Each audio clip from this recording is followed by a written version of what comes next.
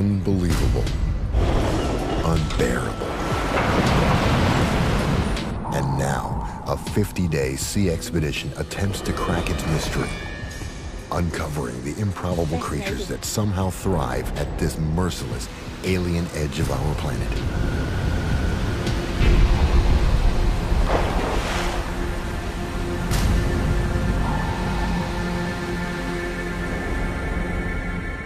Day 1. The government research vessel Tongaroa embarks from Wellington, New Zealand on a precarious 50-day, $6 million mission. Destination, Antarctica. A voyage of potential discovery and definite danger. Just getting to the Ross Sea will tax the ship and crew. Navigating the mighty Southern Ocean and 460 kilometers of crushing sea ice.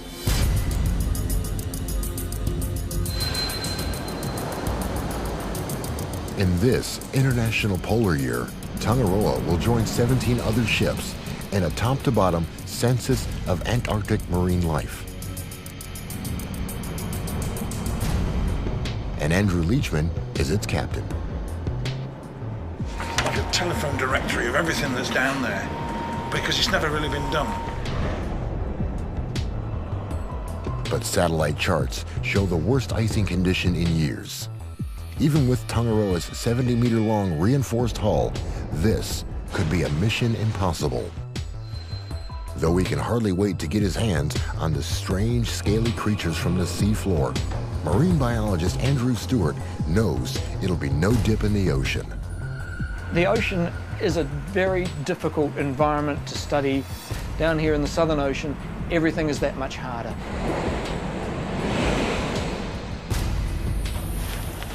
You've got to kit up like the Michelin Man to get out on deck. Everything takes so much more effort. Whatever happens, the 44 scientists and crew know they'd better play well together, because there's no turning back.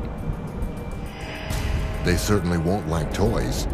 The team has new gadgets, new cameras, cutting-edge science to help them check the health of the ocean. Has overfishing caused harm?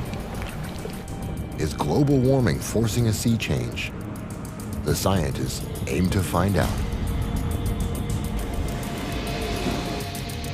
Once they get past the seasickness. Ship's doctor, Jenny Visser, takes her job very seriously. Tongaroa will sail well beyond the reach of a helicopter rescue. If illness or injury strikes, help will come by slow boat or not at all. Dr. Jenny's skills could mean the difference between life and death. Right, how are we doing? Yeah, good. Boogie bit just over here. Yeah. 6 days out, the team spots its first iceberg. See that? It's on the radar. That's good. That's good. A free-floating chunk of ice calved off an ice shelf. This legendary menace of the high seas reveals only 1/8 of itself as it glides aimlessly and destructively through the water. Get out the port side, you'll see an iceberg. The team find it thrilling, an ominous hint of the hazards that lie ahead. Tongaroa is a fisheries research vessel, no icebreaker. And these small icebergs, called growlers, seem to be ganging up on the ship. Obviously there's icebergs around, it's bergy water, there's a few growlers about. We're heading south, so I'm not certain exactly where I'm going to go. I want to go and have a look and just have a feel for the terrain and so which way we can work our way through the ice to the Ross Sea. Captain Leachman navigates these waters knowing others have attempted and failed. You're in the footsteps of Scott and Shackleton. It's a challenge. It's a real challenging thing for any ship's captain to take a ship down there.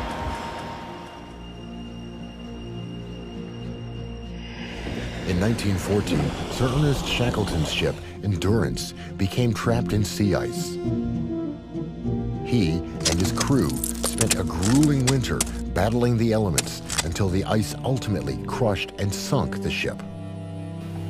It's an epic tale of Antarctic survival and it replayed in 2007 when ice engulfed the tour ship Explorer in Antarctic waters. Read the history, and you'll know I am very careful, because I know the rules. The rules are simple. Never underestimate the ice, and never turn your back on it. Satellite ice charts and reports from other ships will help guide him to the thinnest parts of the pack ice. Head scientist Stu Hanchett worries about the encroaching ice barrier scuttling their plans, but he trusts the captain. There was quite a bit of a concern whether we would in fact be able to get into the Ross Sea and achieve some of our objectives. We envisaged probably taking 2, maybe 3 days to break through the pack ice into the open waters of the Ross Sea itself. The Tongaroa may not be an icebreaker, but the ice doesn't know it.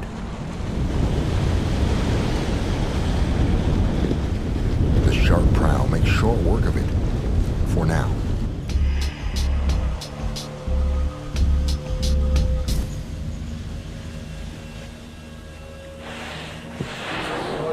Right there. Down here, look on that.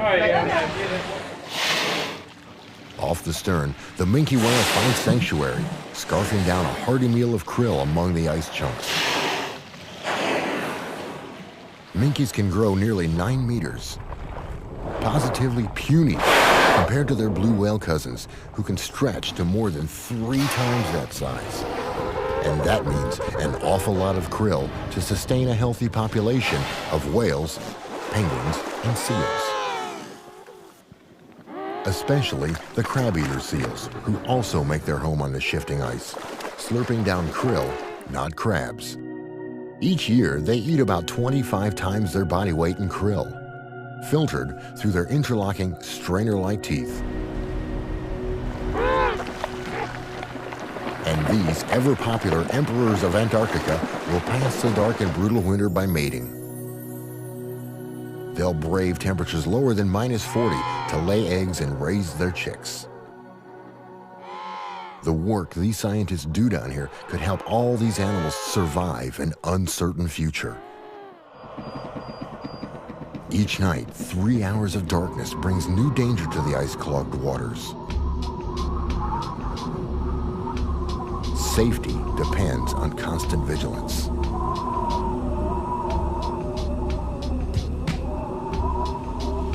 And this is only summer ice. In the winter, Tongaroa wouldn't stand a chance.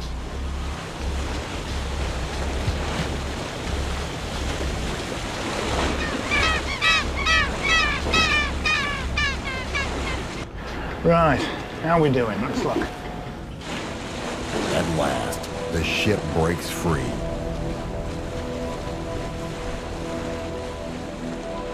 By now, Tongaroa has spent 10 days at sea, nearly 4 of them packed in ice. Wind and currents keep this part of the Ross Sea ice-free in summer. Voyage leader John Mitchell can breathe a little easier, but experience tells him he hasn't seen the last of it. It's always going to get in the way, regardless what you do. Even on the best ice years, you still get ice, and it's always where you want to be. While the sea stays calm and free of ice, the team prepares to plunge into an alien world. For the first time, these scientists will get to see what's down there, courtesy of the deep-towed imaging system they call DETIS, custom-made for this type of deep-sea exploration.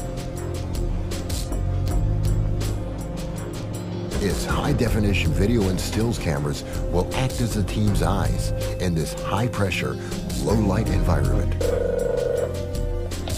Okay, we're ready to go. And we're in position, going ready.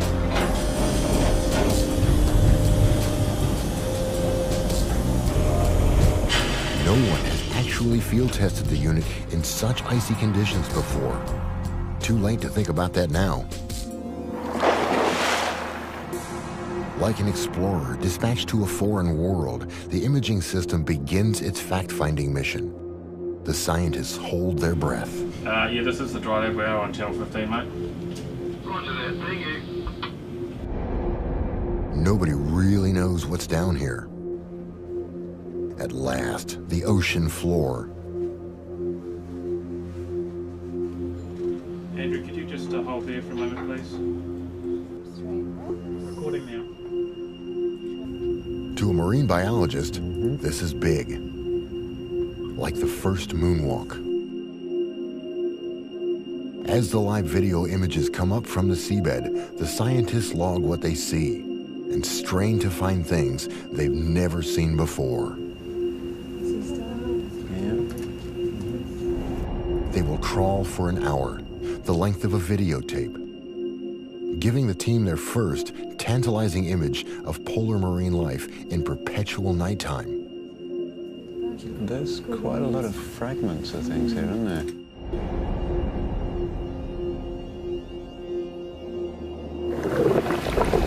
Now that they've seen the creatures on the video, they want to get their hands on them. For that, they'll need to trawl with nets, not cameras.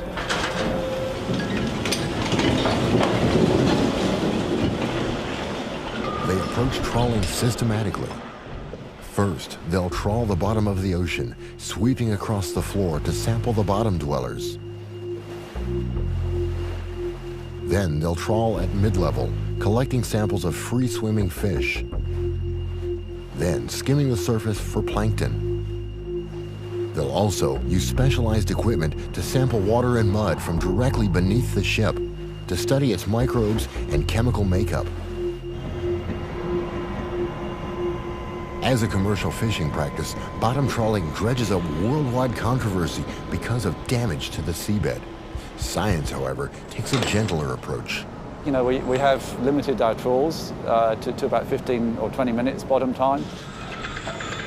The actual percentage of the total seabed area impacted by the bottom trawl is very small. Woo! It's chilly cold. But the bottom trawl doesn't even last 15 minutes before the rough seabed forces the crew to pull the net. That's the cue for American marine biologist Christopher Jones to grab his gear. This will be exciting. The anticipation makes the scientists forget all about the -10°C conditions. And Andrew Stewart thinks all of his Christmases have come at once. It's going to be a bit like Santa Claus coming up the stern ramp there. We don't know what's going to be in that sack. Could be a pair of socks, or it could be a new bike, who knows. Now this is good. We've got all sorts of things in here. Santa must be pleased with Christopher Jones. There's a big Disosticus, a big, beautiful Disosticus mawsoni. That's what we're looking for. We got a good one here. Disosticus mawsoni, the Antarctic toothfish, one of the giants of the marine ecosystem.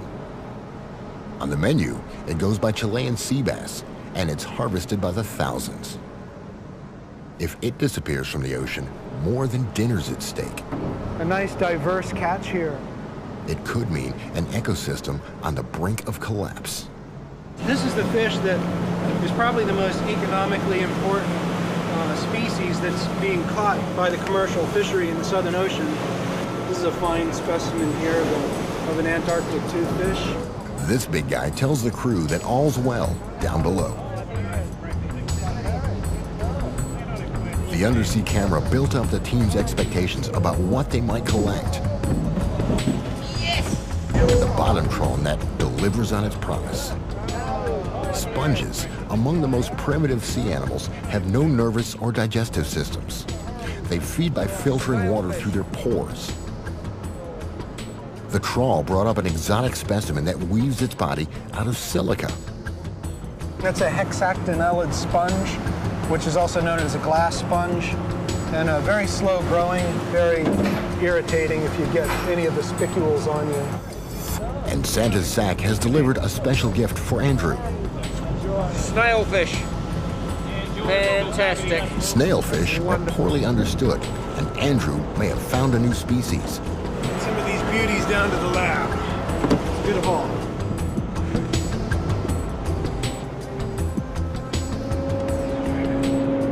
This is why I came to Antarctica. Seeing things like this, it's just beyond words. We now have whole families of fishes that are found nowhere else in the world except in the Southern Ocean. And these are fascinating animals. These are the ice fishes, temperatures above 5 degrees Celsius are too hot for them and in fact are lethal for them. The sea holds a dizzying variety of fish to baffle and thrill marine biologists. Nature even saw fit to make about 115 species of Andrew's snailfish. You have to look at such features as the shape of the teeth, the jaws, the shape of the gill rakers, as well as counts of the vertebrae, counts of the dorsal and anal fin rays. And then along comes the kind of discovery that blows biologists out of the water. Now, I have no idea which species this is at the moment. That colour pattern on the fins is like nothing I've ever seen before. Most scientists hope to find something truly new, but only a few actually accomplish it.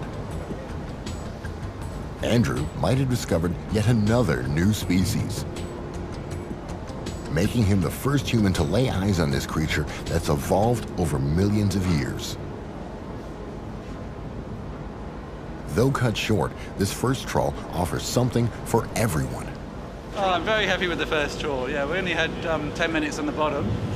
And there was some quite rough ground, so we had to haul early. But yeah, looks very good for the first one. Scientists have cataloged about 135 species of fish from the largely unexplored Ross Sea.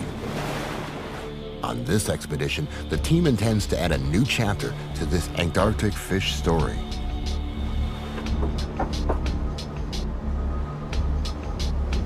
In the depths of the ship, the team studies the fish finder to locate schools of small fish and krill, the foundation of the elaborate food chain. Since big fish depend on little fish, the scientists want to check their health. That means another fishing expedition. Yeah, hi Andrew, it's Richard here down the acoustics lab.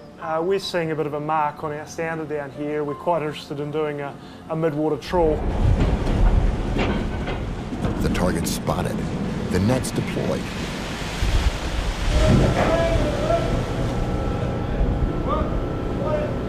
But as the net closes in on the fish, the weather closes in on the ship.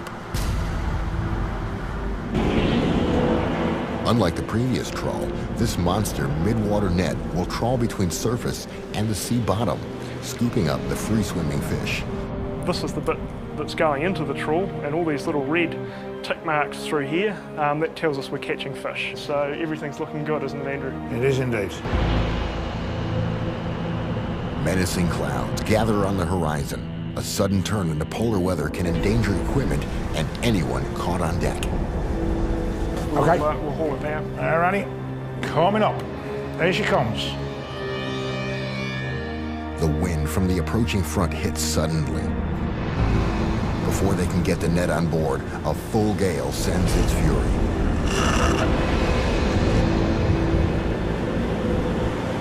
Hold it now, hold it now.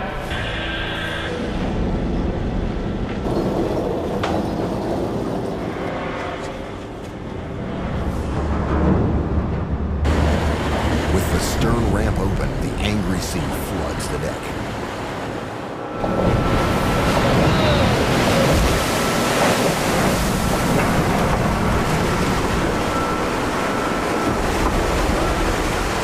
Waves crashing over the stern can easily sweep a crew member into the icy, churning sea, where the cold shock can kill in 3 minutes.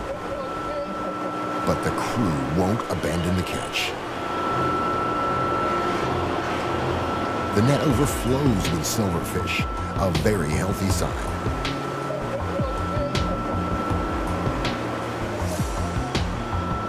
It's one of the most abundant species in the Ross Sea. It's eaten by quite a lot of species, so it's important in the food chain.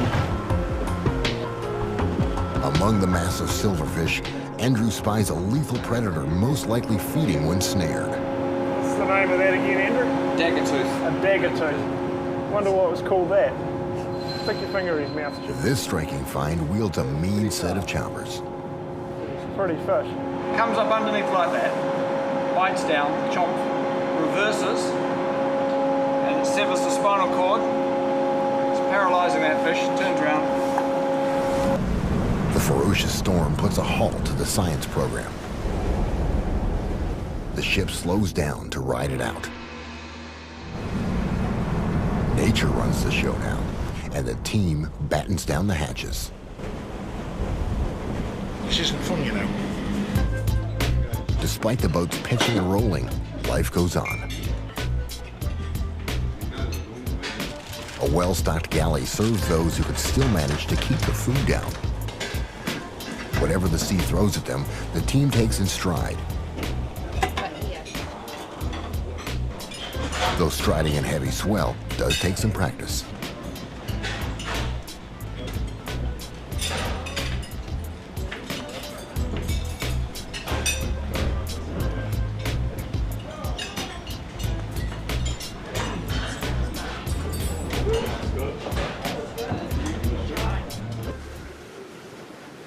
At last, the storm passes, costing the crew a day and a half's sampling.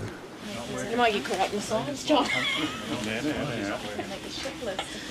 Microbiologist Julie Hall's work involves checking the health of the Southern Ocean's tiniest residents. This device collects her water samples. She can remotely open and close the sampling bottles at various depths from the seabed to the surface. Okay, we're ready to go. Steve's ready. Once the samples break the surface, the team rushes to retrieve them without spilling a drop.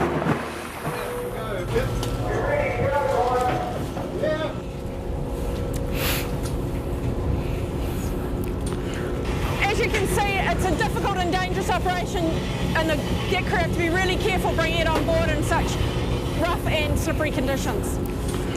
So we're going to pull it round into the garage so that we're out of the wind with the sampling, and then we'll start taking the samples off the bottles.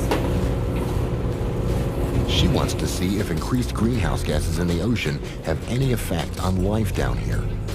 She'll measure chemicals, water temperature, and bacteria in the sea.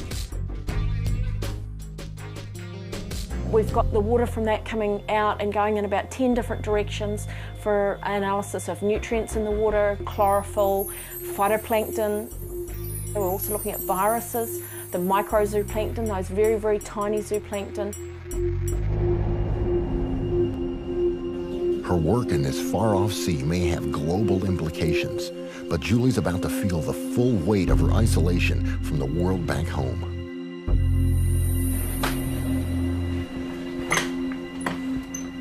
Just 2 weeks into the mission, Captain Leachman receives an urgent satellite phone call from the New Zealand police. Early morning, I was called to the bridge, and the sergeant in Matamata said, "Look, we've got some bad news. Have you got a Dr. Julie Hall aboard?" And I said, "Yes." And he said, "Well, unfortunately, her husband's been killed in a gliding accident."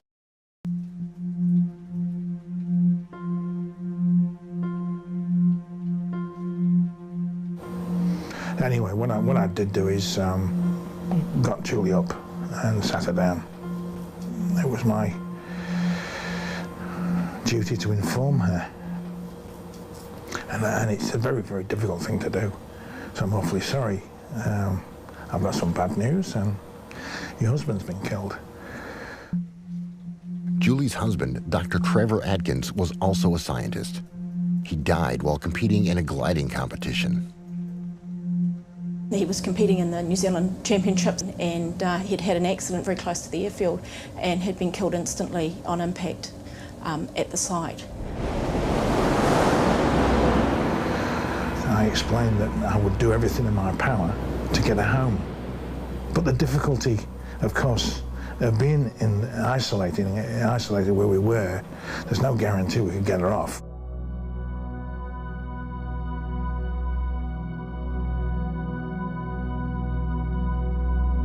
Fickle weather and enormous distances have conspired against Julie. By now, Tongaroa has sailed well beyond reach of any helicopter and too far out to turn around. If Julie has any hope of getting home, Captain Leachman must find a nearby ship able to make the journey. I had to think about my own situation, how I felt about things, how any decision impacted on others back in New Zealand, but also the impact me leaving would have on the science and the people around me.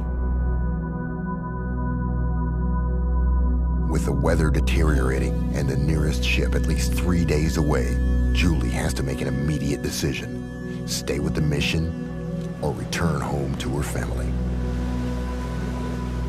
And as it turned out, I'd made the decision not to leave. She decided that really she was going home to an empty house, and she didn't want to go home. She was happy where she was. The strongest reaction of why aren't you coming home came from people who really didn't understand the isolation, and also not really the situation on the ship in terms of being surrounded by close colleagues who were very supportive.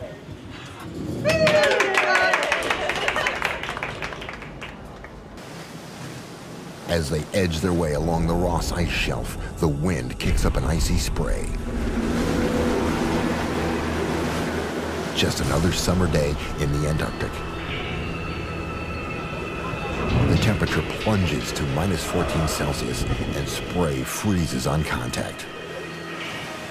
The next deep-towed imaging deployment gets put on hold, much to the crew's relief. Such is the life of a sailor. Everything's frozen, including us. And the forecast gets even more chilling. Okay, this satellite image that just came in this morning to show us the current state of play. The southern Ross Sea is refreezing faster than expected, already covering several of their planned sampling stations. It could be arduous. If this southerly wind continues, the whole thing is going to freeze up, and it'll be like operating in fresh let concrete, so it's not good. We won't really do much sampling if those conditions prevail. With the water temperature down to -1.8 Celsius, the sea starts to freeze in a spectacular, if alarming, display. It stretches to the horizon in every direction and can potentially strand the ship.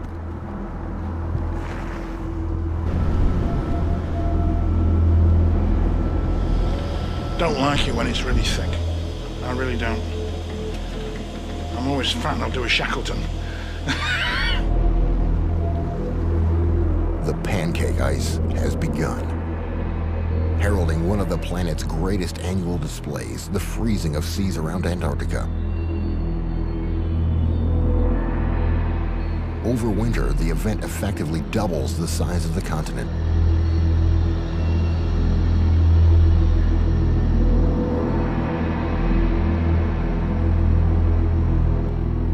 The science leaders call an emergency strategy meeting. Morning. Yeah. Morning all. I think the general consensus is now that we don't go much further east than here, which is probably a good idea because looking out the window. They agree to continue their work here as long as they can before the ocean freezes solid. Because at the southernmost extremity of our activities, we're going to do a Dieter's toe, and then we will proceed northwest.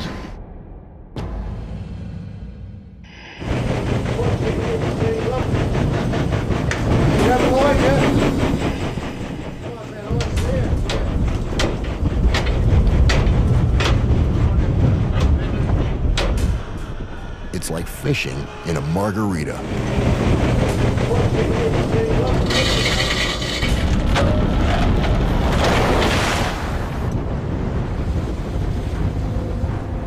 The slushy turmoil on the surface hides the calm waters below. As Antarctica began its deep freeze over 30 million years ago, life here evolved and flourished. Now comes a new challenge. Despite the pristine nature of this remote ocean, the imaging system shows human intruders. The stills camera snaps a beer bottle. And commercial fishing activity leaves its mark in the form of a trawler's long line. When the weather allows, commercial trawlers drop their deadly long lines here to catch toothfish, the so-called sea bass.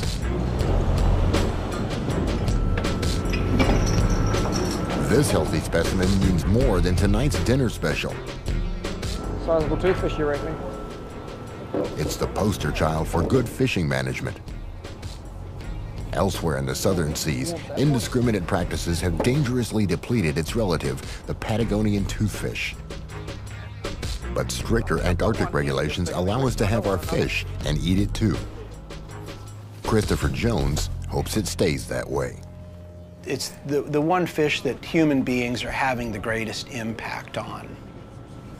We're okay now, but we have to be very, very cautious if we decide to increase the catch. This whopper weighs an incredible 56.8 kilograms, and still only half the size these mighty fish can grow. In one recent summer, the longliners relieved the Ross Sea of 3,000 tons of them, while Tongaroa has only caught 5 for research. There may still be plenty of fish in the sea, but these scientists are always chasing the one that got away. Besides catching a mammoth toothfish, the team has also collected some of its favorite food, including the glacial squid. That's a lovely specimen of the glacial squid. Very nice condition indeed for a very delicate squid. Squid and octopus, fragile members of the rich and diverse cephalopod family, live in every climate and at every depth. They may look bizarre, but they boast the biggest brains among the invertebrates. Like any spineless creature, a squid's first instinct is to hide. But a cornered one has some potent weapons in its armory, like this parrot-like beak that can deliver a nasty peck, or these lethal hooks used for snaring prey. But right now, Darren Stevens has snared his catch of the day, an incredibly rare deep water octopus. This is a lovely specimen of Storoteuthis. It's another one of the Dumbo octopus and a very gelatinous individual. Only a handful of these octopuses have ever been found anywhere. And this is the first intact one caught in the Ross Sea. The fact that it came out of the net 100% intact makes it even more remarkable. So far, Darren has collected 26 species of squid and octopus. But he yearns for the big one. This baby colossal squid, found only in Antarctic waters, can grow up to an amazing 4 meters long. Darren hopes to meet its mother. Overnight, the imaging system shows the seabed too rocky for the bottom trawl net. The situation calls for the smaller, more robust beam trawl. Instead of the steel doors, a large wooden beam props open the mouth of the net. Here we go. As the net pulls in, the team eagerly awaits its catch from 1,600 meters down. It feels like they've hooked the big one. Oh, yeah. Perhaps it's Darren's colossal squid. Well, yeah, I heard something go whoomp right there. Not a squid, but colossal all the same. Well, it looks like we might have done a little bit more geologic sampling. Oh dear.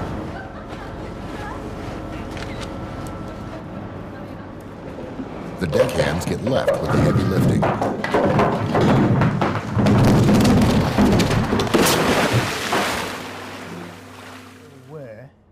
Studying the latest satellite charts, Captain Leachman finds a pathway through the ice barrier, if they leave right away. At some stage we'll need to escape from this area, through this ice bridge and away to the north. The way to deal with encroaching ice is to head for warmer waters. And in the southern hemisphere, that only means one thing. Go north, young man, go north. Bring her up and drop those. As Tongaroa steams north into deeper water, Julie deploys the multiple opening and closing net, or mock nets. Each tentacle of this mock nest monster has snatched plankton and krill from various depths. This is a very important mock nest sample for us. It's come from 3,400 metres. It's the deepest one we've ever done. Along with the microscopic animals known as zooplankton, Lisa spies a tiny deep-sea squid. A little gift for Darren, the squid guy. Is Darren up there? Darren? Darren, yeah. He says Tell him we've got a present for him in the plankton lab. Isn't he beautiful? He's in very good condition. You know, we've found some fascinating things, and quite often they're bright red, which is really cool. No, he's great and very much still alive. What have you got for me? There we go. Oh, well, that is gorgeous. Thank you. Bathytusis abyssecola. You've done very, very well. Thank you.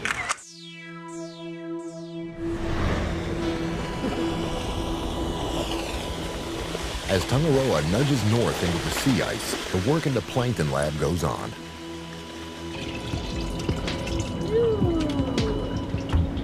In the mock nest net, we collect some of the larger phytoplankton in there, and sometimes it's come up literally looking like pea soup with those larger phytoplankton that get caught in the net.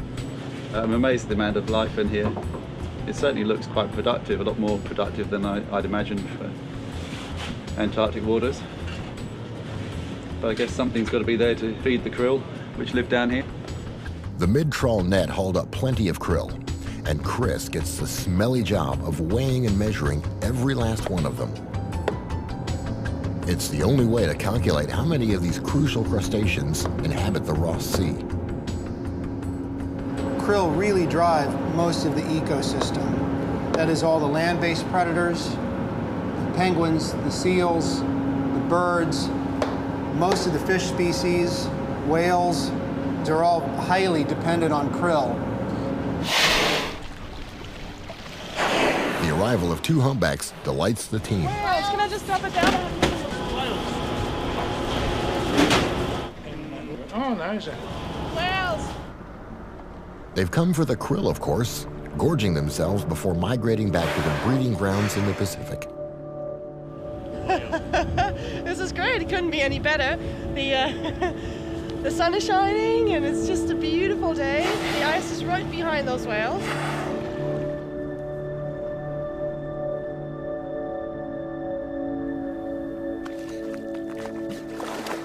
Emperor penguins also come for the all-you-can-eat buffet. After laying their eggs in the dead of winter, the females complete an arduous trek from open water to feed the chicks. And krill, one of the lowest links in the food chain, becomes a meal fit for an emperor.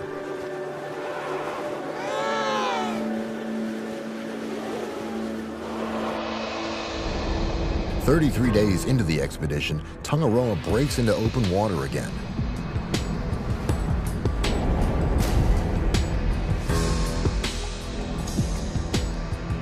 On the horizon looms Scott Island and Haggett's Pillar. These insignificant-looking rocks are actually the top of a seamount, a volcanic undersea mountain thrust from the bottom of the ocean 4,000 meters below. A deep region known as the abyssal seabed. Yeah, well, these ones were more dispersed, that second set. Malcolm Clark studies these bedrock communities that thrive on dramatically steep slopes. Some creatures prefer a bed with more support. They opt to live on the rocky seamount instead of the posh seabed. So animals that need to attach to something really hard, like corals, sponges, they're able to latch on and again survive where the soft sediment of the abyssal plains doesn't enable them to survive. The team decides to drop in on the seamount community using the beam trawl. But the seamount is not accepting visitors.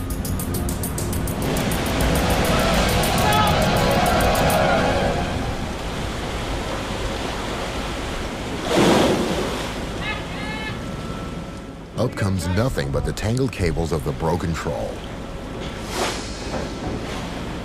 The wooden beam is smashed in two. From the details, it looked pretty good. So worth a go, and it's just one of the risks we take.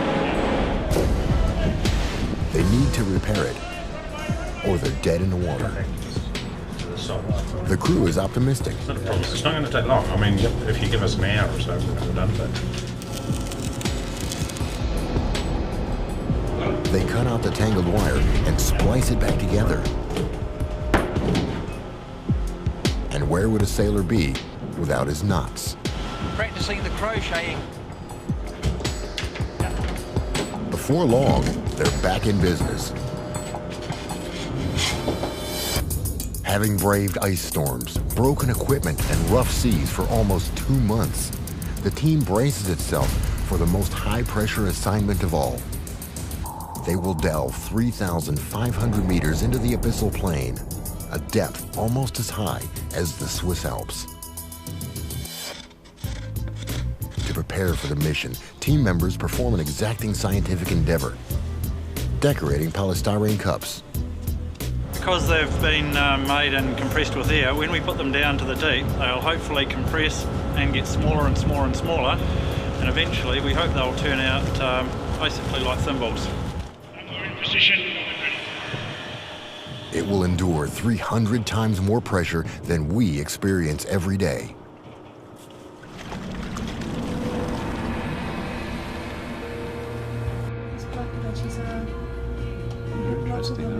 Suddenly, the abyssal plain reveals itself.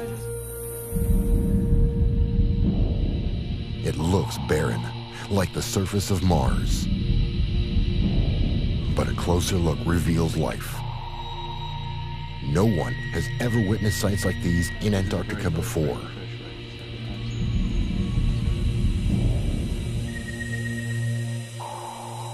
Then, something goes horribly wrong.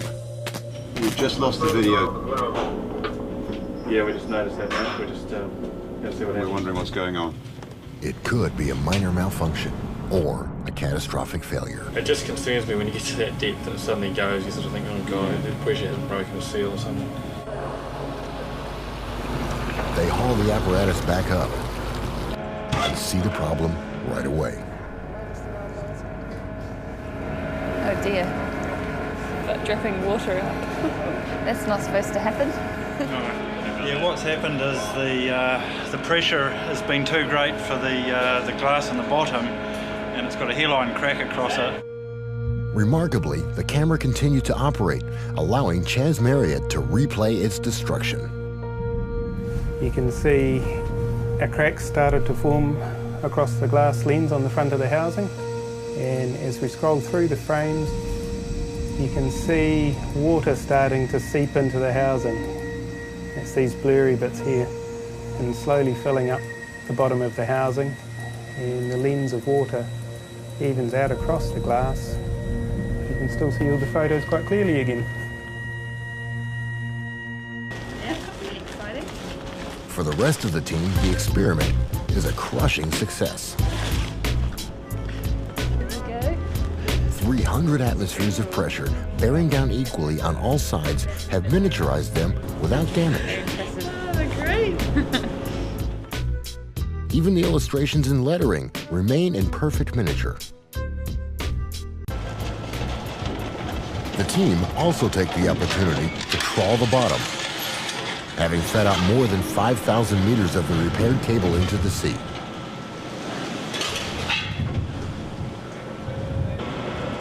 The beam trawl finally comes aboard at 2 a.m.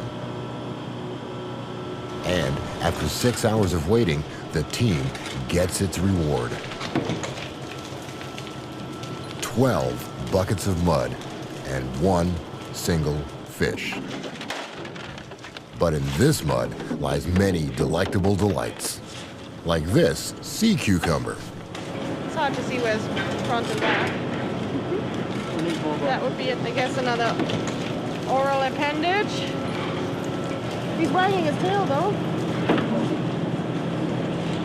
Now, if this doesn't demonstrate all the glamour of marine biology, nothing does.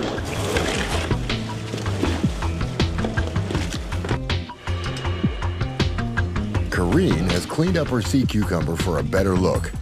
This is the back side of it, and the front of it is clearly the other side, which has got these oral tentacles.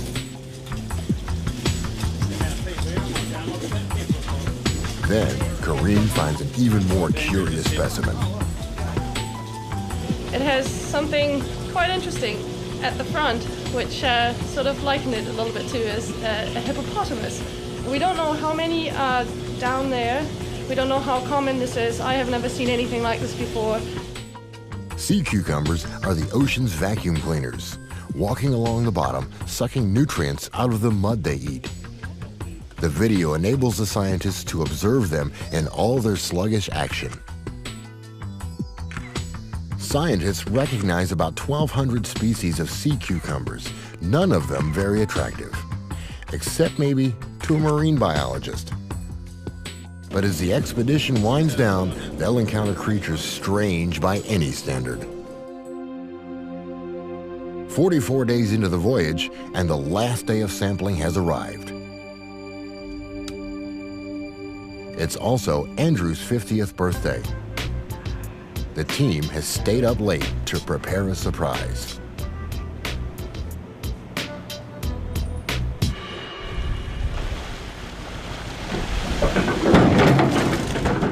They've conducted 312 sampling deployments at 39 different stations, yet still a sense of expectation grips them.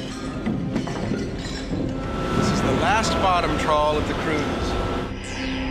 The video shows parasites attached to deep-sea rat-tail fish. The scientists hope the trawl snares one. After a long day's wait, Andrew and the others get to see the last net come in. With deep trawls, they've come to expect some strange specimens. They are not disappointed. These abyssal fish have evolved to cope with the crushing pressure down below. But when they're pulled to the surface, their guts blow up like a balloon. As they've come up, the pressures cause their swim bladders to expand and blow out their mouths. Unfortunately, it doesn't do them much good. And the fish with its horrifying host has turned up in the net. One of these big parasites right here on the rat tail. You can see that thing, it's got a tube, part of it goes in well down into the body cavity.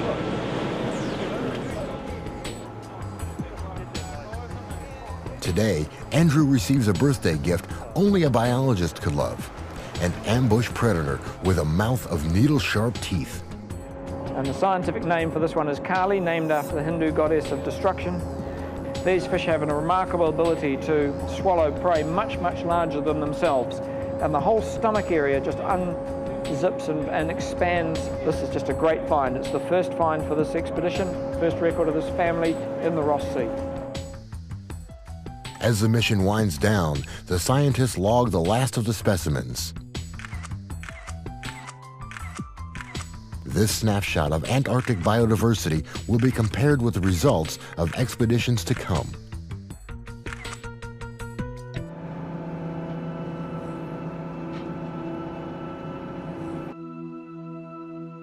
As they head back to New Zealand, Captain Leachman reflects on Tangaroa's 7,000 nautical mile journey through one of the most challenging oceans on Earth.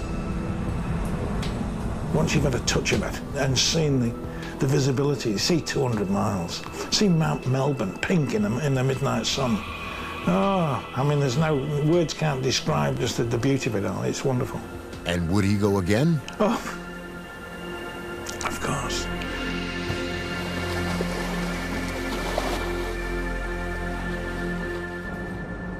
For Julie Hall, the life she's coming back to is not the one she left. But she has no doubt that the painful choice she made was the right one. I felt that he would have wanted me to stay and finish the program that I've put so much time and energy into developing. I've been planning this for over 2 years, so to walk away would have been very difficult. Andrew Stewart and the fish team scored 88 different fish species. At least 5 are thought to be new to science, but only a small fraction of what scientists believe is still out there. I think that what we have already retrieved from the Southern Ocean has been incredible. I think in many ways we've barely scratched the surface. As these scientists return home, they're proud that their 50 days aboard Tangaroa have made this unfathomable world a little more knowable.